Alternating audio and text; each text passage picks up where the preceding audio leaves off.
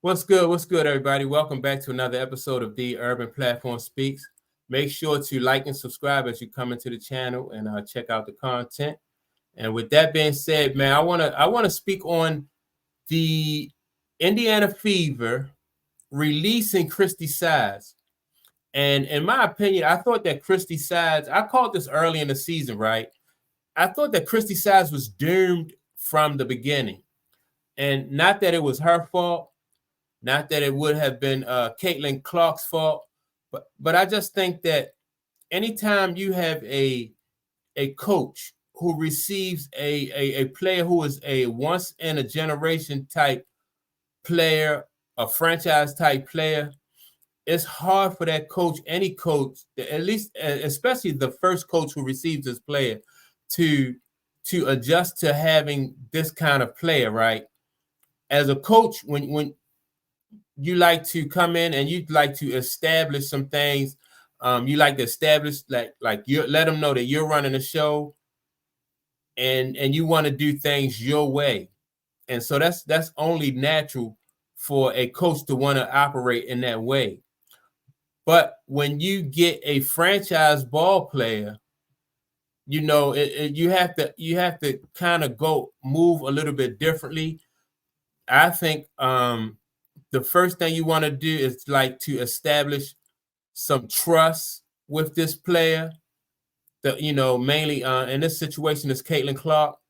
Now, because Christie Sides had no idea, she was aware of the hype that Caitlin Clark had coming into the WNBA. Everybody was aware of the hype, right?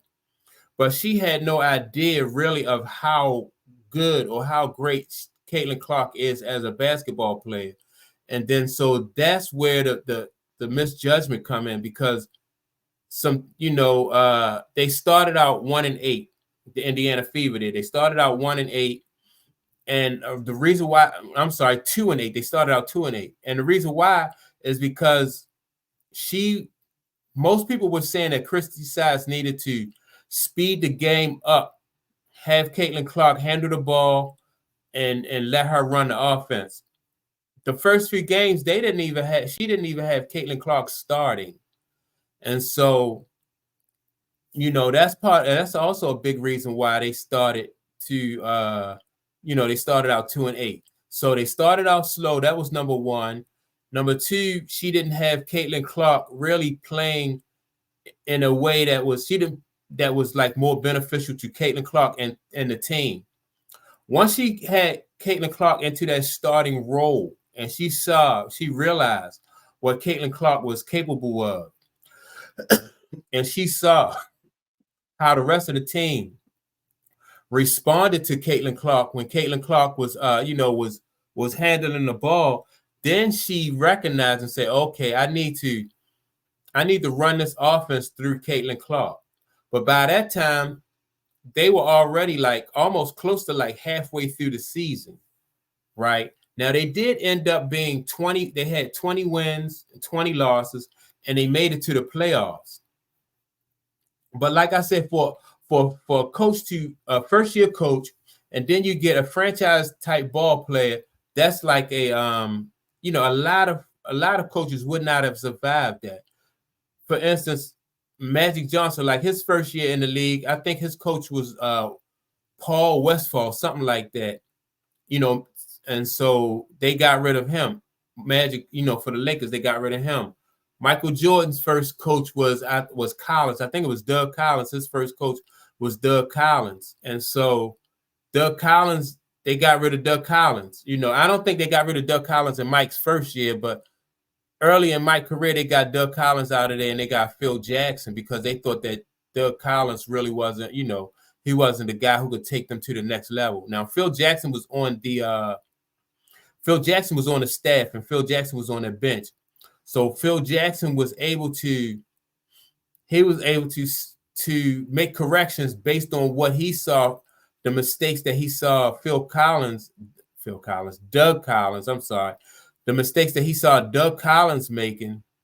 And then so Phil Jackson had that benefit of coming in and then ingratiating himself to Mike, and then the rest is history.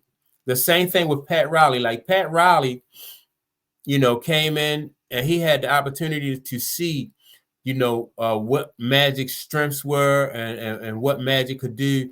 So that, you know, that's what happened with the Lakers and with the Chicago Bulls. And I think with the Indiana Fever and Caitlin Clark, it's going to be the same way. You know, I think that the next coach is going to definitely, she's going to know to run, you know, the offense through Caitlin Clark and make sure that, you know, like everything really basically is goes through Caitlin Clark. Now, with Christie Sides being gone and the new coach, I'm not sure who the new coach coming in. They're saying it's going to be Lisa Bluden. I forgot how you pronounce her name, but that was her head coach at Iowa. And so she is, you know, people that rumors, they're rumored to be, you know, she's rumored to be one of the people in consideration. But yeah, I just knew that Christie Sides was not going to be able to weather the storm. You know, and coaching in this day and age, you really don't get a long leash. You know, you coach, you got to hit the ground running. You know, you got to have success almost immediately. As you can see from the Chicago Sky, like the Chicago Sky got rid of Teresa Witherspoon, you know, because Teresa Witherspoon, her team, Chicago, started out good in the beginning. Early in the season, they were good. They were more like 8-2. And then, you know, they started to lose some games. But for a new coach and a franchise type ball player, it always seems like the first coach that get that franchise ball player makes too many mistakes, too much misjudgments to really recover, and then they wind up losing their job. And then it'll be the second coach that comes in that is able to make that adjustment and take the team to the next level. So I like Christie Sides as a coach. I thought she was, you know, I would have hoped that her and Teresa Witherspoon, I thought they were good for those two teams. And I was kind of hoping that both of those young ladies got, you know, had an opportunity to come back for the second season, but they didn't, you know. But I'm sure that at least with the Indiana Fever, it just looks like that, you know, they're making a lot of moves and they looking at improving everything, you know, improving at all levels on this team. Chicago Sky a little bit different. Their organization is a little, you know, it's not as stable. It don't looks to be as stable as at Indiana, but yeah, Indiana, I think is they're making a lot of, you know, they're going to make some changes, and these changes look like they're going to be for the best, so they can, Caitlin Clark and the Indiana Fever can go to the next level. That's my take on it. Don't forget to like and subscribe. And with that being said, I will check you all out on the next video. Peace.